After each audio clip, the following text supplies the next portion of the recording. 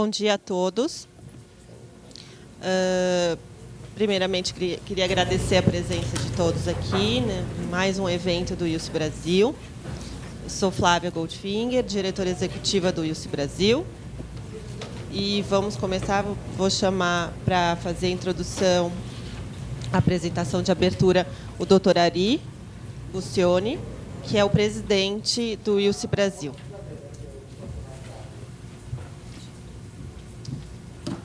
Bom dia a todos. Tá não. Bom, mas vocês estão me ouvindo, né?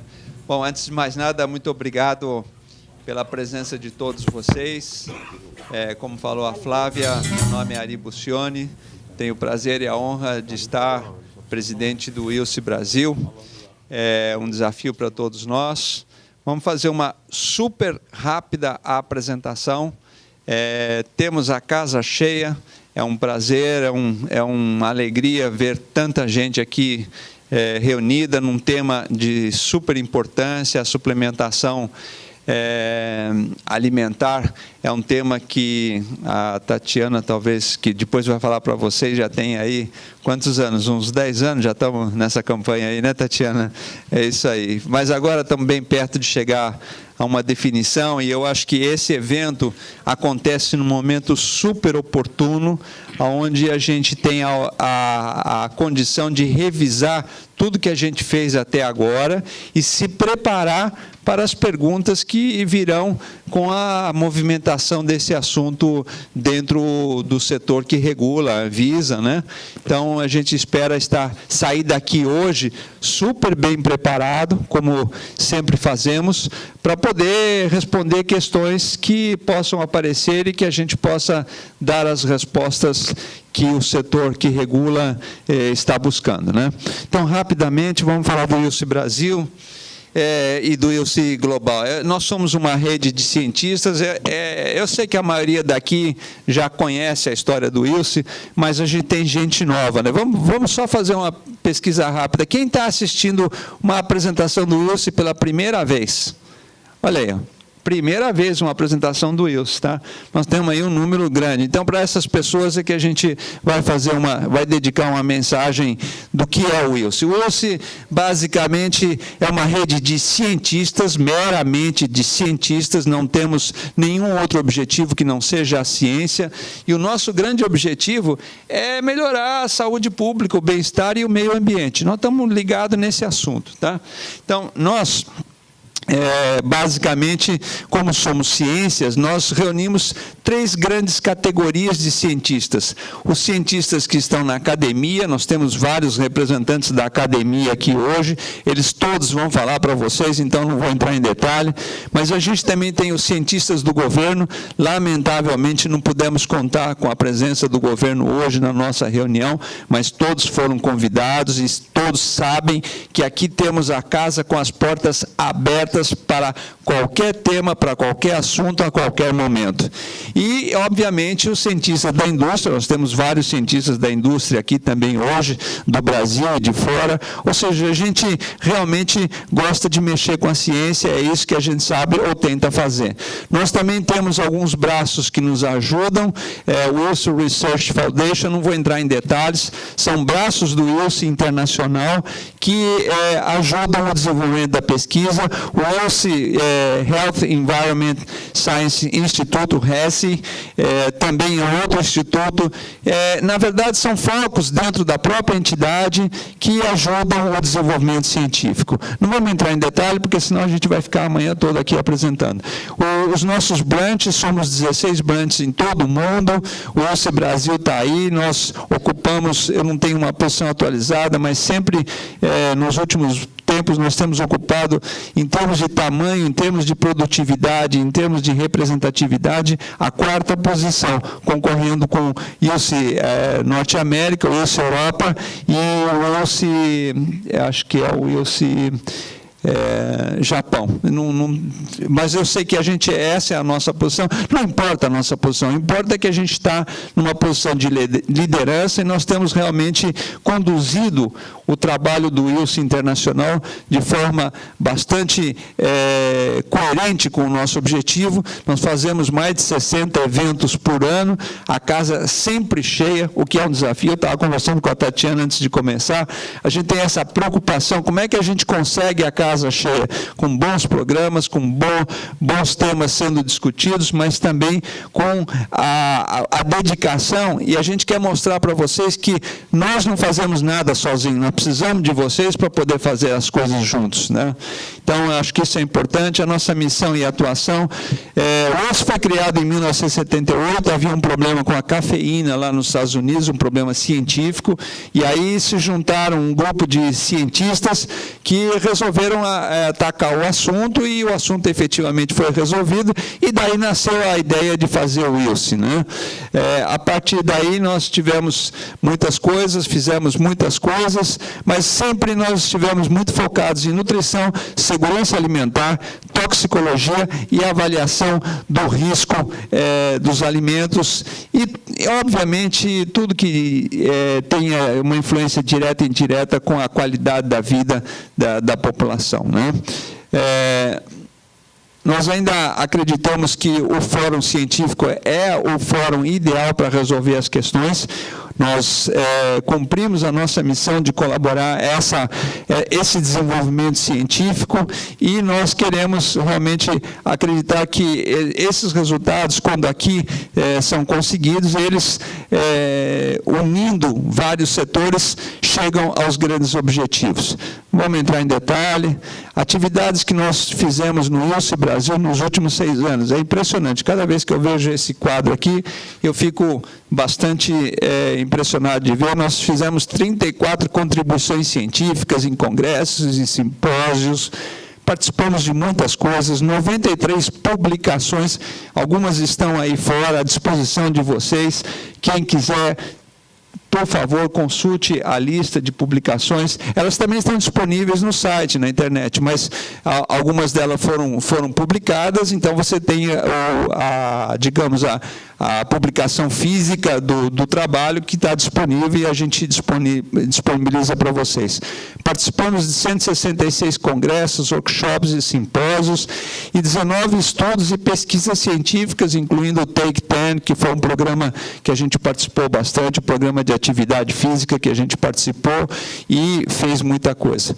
Bom, as nossas empresas associadas estão nessas áreas que estão aí estão os nomes. Obviamente, não escondemos em nenhum momento que sobrevivemos pelo patrocínio da indústria, não há a menor dúvida disso, mas, basicamente, nós temos um conselho científico e de administração que é conformado por 50% mais um de cientistas, ou seja, esse conselho é o conselho para o qual eu me reporto, e ele é presidido pelo professor Franco Lajolo, e esse conselho ele tem total autonomia na tomada de decisão.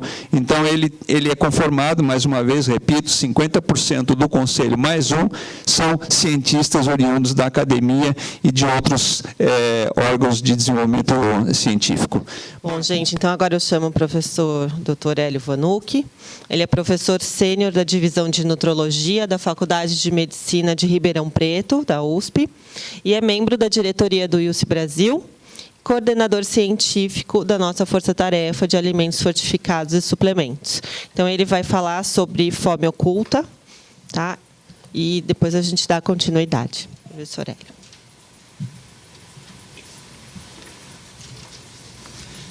Bom dia. Eu queria me dirigir algumas palavras para abrir esta sessão. E, antes de mais nada, eu queria dizer que eu tinha decidido não usar a gravata, porque o Dr. Paulo Stringhetta não gosta, e eis que, quando eu cheguei aqui, ele estava com a gravata e eu não. Mas eu queria... A academia tem prioridade, mas assim não desempatado. Bom, então eu queria cumprimentar então o presidente Ari Buccioni, que fez uma super rápida apresentação, demorou uns 40 minutos, mas... Queria cumprimentar também os colegas da diretoria do IUS aqui presentes. Eu vejo o Dr. Paulo Stringheta, o Alexandre Novasti está por aqui, conversei com ele. Rubens Fecherbal, acho que ainda não chegou, mas vai estar. O Dr. Mauro Fisberg. Então, são os colegas da diretoria, espero não ter pulado ninguém. E também cumprimentar os colegas da Força Tarefa, que eu vi aqui, que tem uma presença obrigatória. Quem estiver faltando vai levar a falta e aí depois a gente desconta o salário. Bom, hoje nós vamos nos dedicar à suplementação alimentar. Como o doutor Ari falou, acho que é o momento. Nós temos muito interesse em ampliar as discussões e provocar, eventualmente, uma homogeneização em relação à sua importância no nosso contexto de nutrição no país e fora do país, inclusive. Que a ideia é discutir aspectos científicos o mais profundamente possível.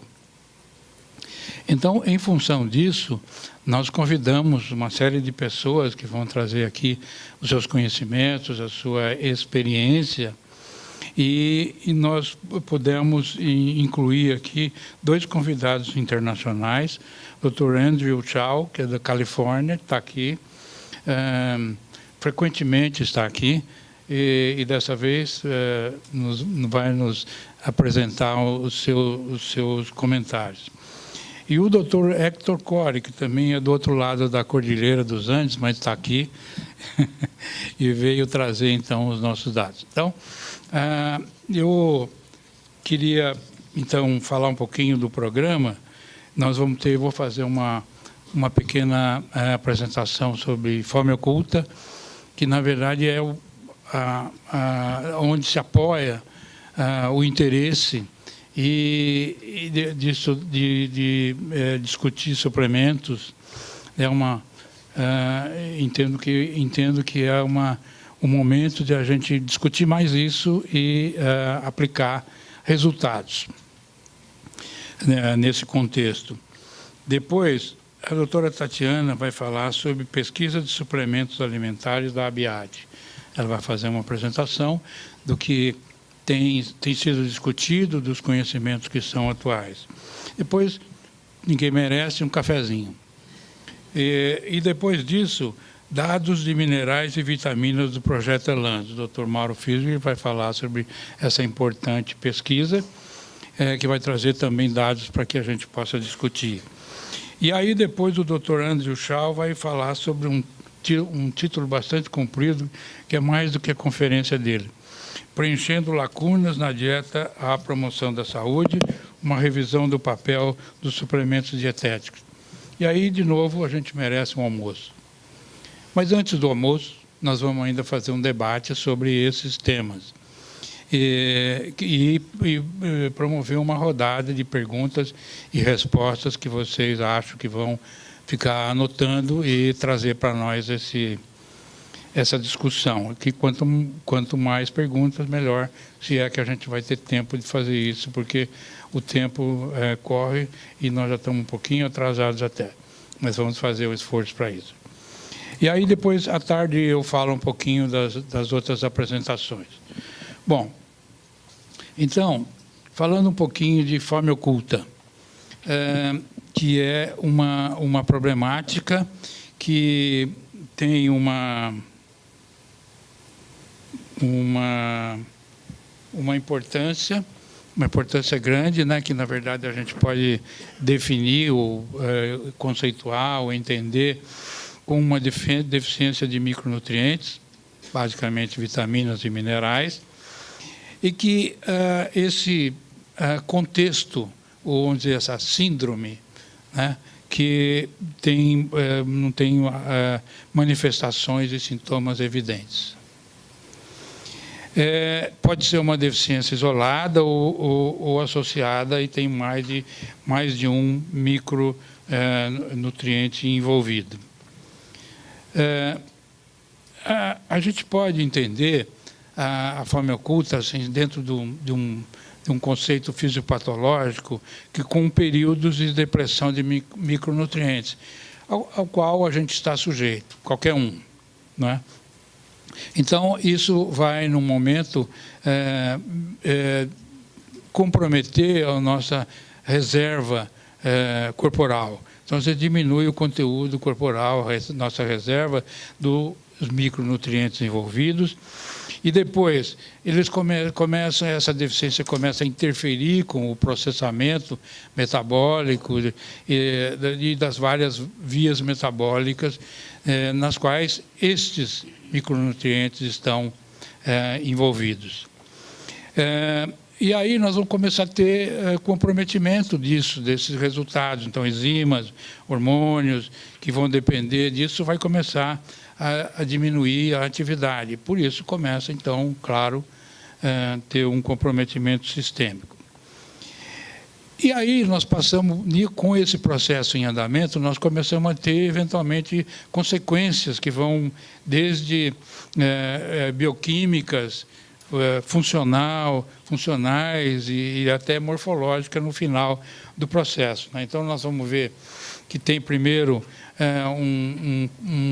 um quadro inespecífico, depois vamos ter um pouco característico e até um momento em que ele é irreversível, com lesões atômicas, né?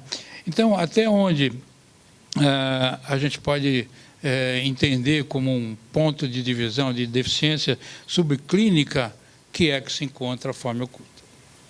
Tá? Aí depois ela não é mais oculta, aí nós temos dados que podem comprovar isso e aí podemos fazer diagnóstico. Então, esse é um procedimento. E esse slide é uma adaptação do Dr. Hector Corey. Faz muito tempo, ele nem lembra mais, mas, enfim, está aí. Também preciso dizer que nós temos uma preocupação de que essas deficiências podem ter um comprometimento do código genético e da expressão gênica, né? Então, tem uns trabalhos aí, 2010, mostrando que isso pode diminuir a expressão gênica, né?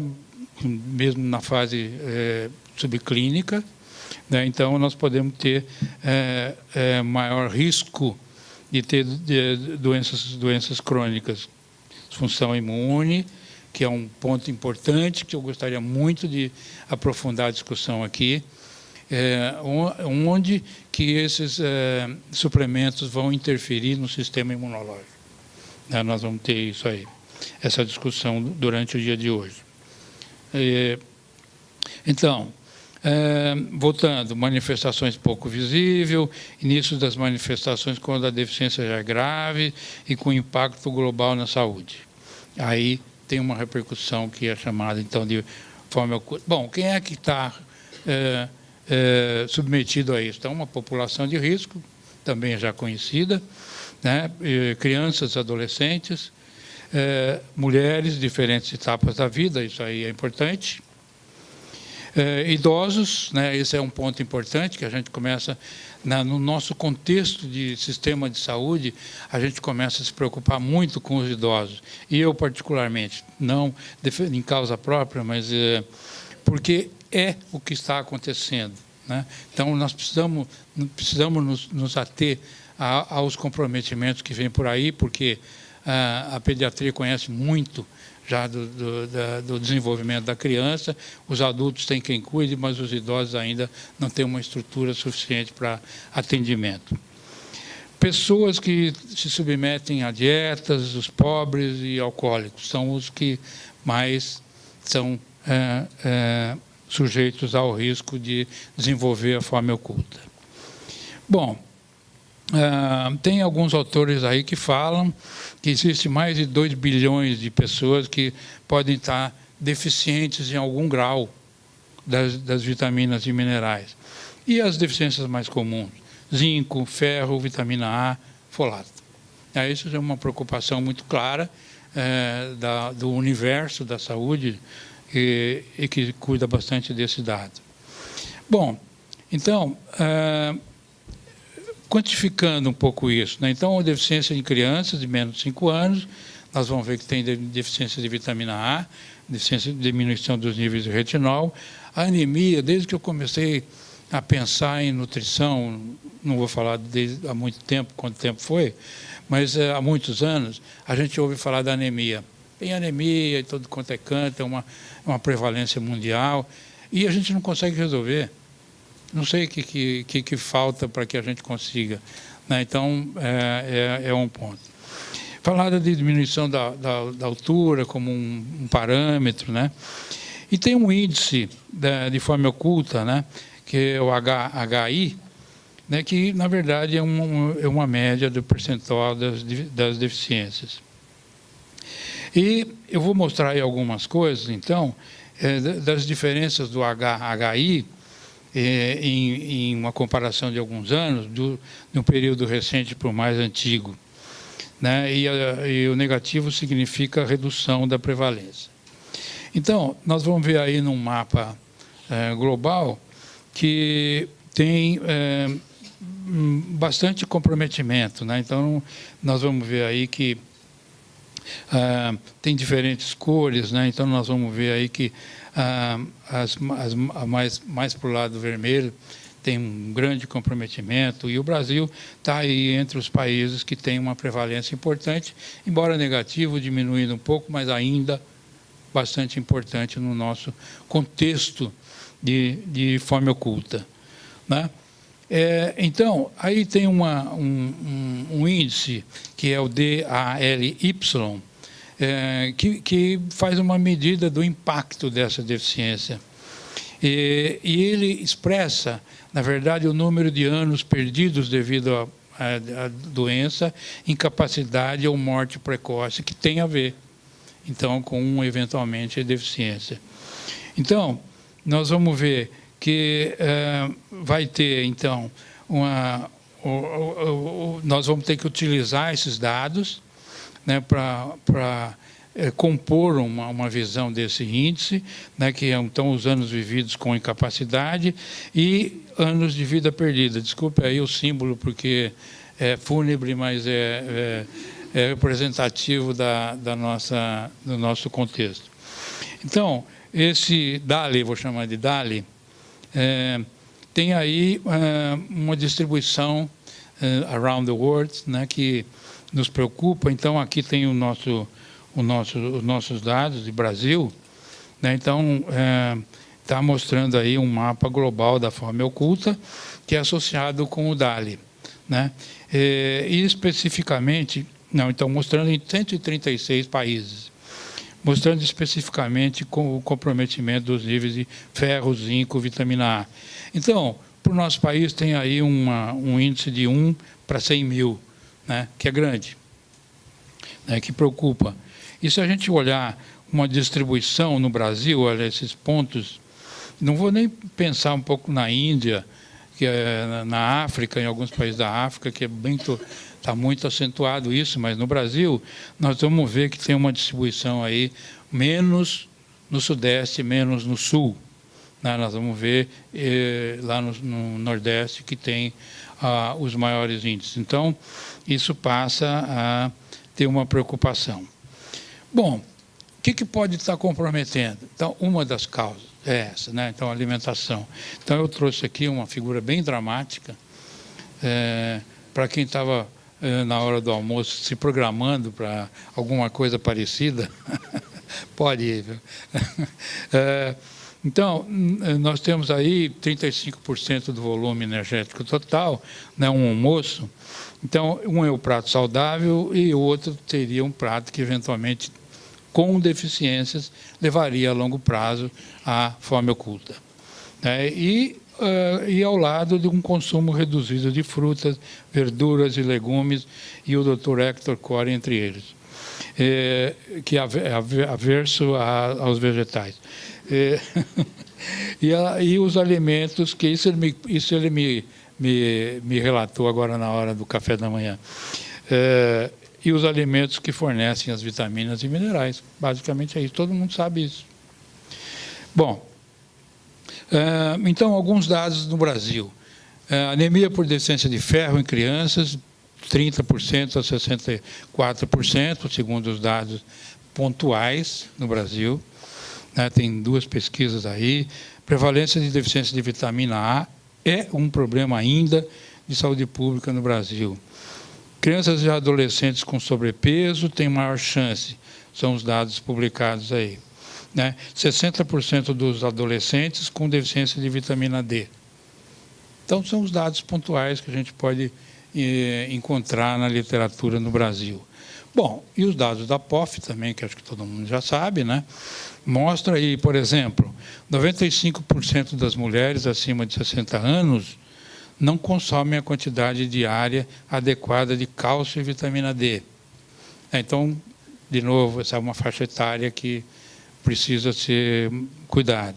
Quase 100% da população não consome quantidade. Quando eu falo quase, pode ser assim, pouco, 99%, 98%, mas é um dado estatístico.